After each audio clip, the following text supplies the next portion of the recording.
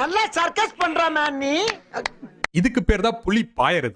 என்ன தமிழ் வெர்ஷன் சிங்கத்தை பார்க்கும் போது நம்ம சூர்யா புலிக்குட்டி மாதிரி இருப்பாப்ல, அதே இந்த பெங்காலி வெர்ஷன்ல இந்த ஆளு பூனைக்குட்டி மாதிரி இருக்கான். ஆனா மக்களே, நீங்க இங்க ஒண்ணு கவனிச்சீங்களா? நம்ம தமிழ் வெர்ஷன்ல நகையை திருட்டு ஓடுவானுங்க. அது ஒரு சின்ன பையில நகையை போட்டாலே அது பல லட்சம் பல கோடி மதிப்புல இருக்கும். ஆனா அப்படியே இந்த பெங்காலி வெர்ஷனுக்கு வந்தீங்கன்னா இவனுக்கு பேங்க்ல இருந்தா கொள்ளடிச்சாடுங்க.